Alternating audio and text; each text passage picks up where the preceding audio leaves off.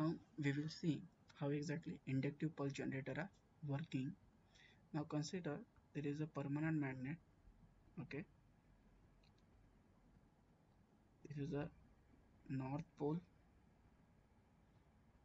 of conductor and this is a south pole. Okay,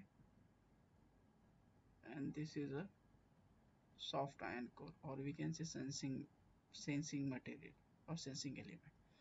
This is a winding wound across this permanent magnet. Okay, it's a ferromagnet actually.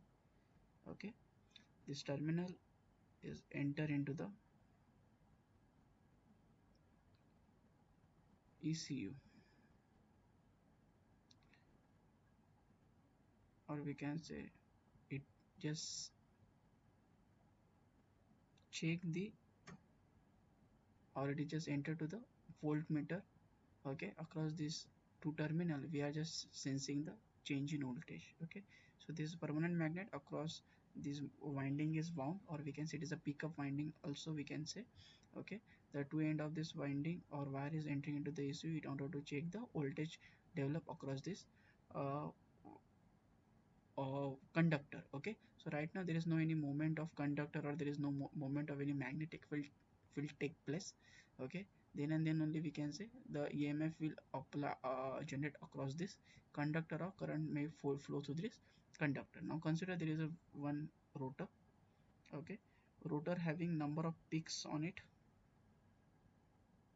equal to the number of cylinder. For example, if it is a 4-cylinder engine, it having the 4 peak on it. Whenever peak of this uh, rotor or comes near or come in front of, okay, come in front of this sensing element. Okay, whenever this rotor is rotating in that fashion, okay, that times this peak are supposed to come in front of the this sensing element. So whenever it come in front of the this sensing element, that time reluctance are changes. Whenever this peak goes from the front of this sensing element, that time again reluctance changes. So whenever it is in front of this sensing element, then reluctance is low. Whenever this absent tooth portion or absent peak portion come in front of this sensing element, that type reluctance is high. Okay, with respect to EMF it is vice versa. Whenever this peak is in front of this, that time voltage is more. But whenever this untooth portion come in front of the this sensing element, that time voltage is low.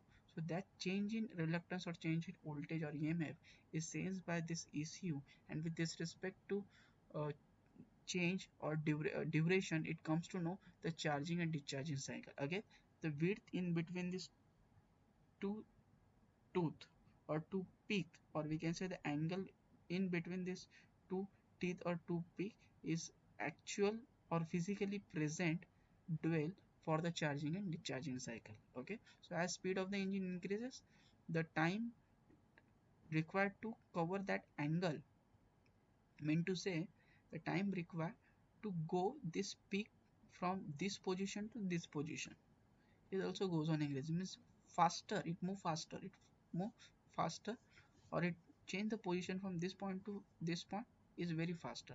So angle remains same, but time goes on decreasing. So dwell time goes on decreasing.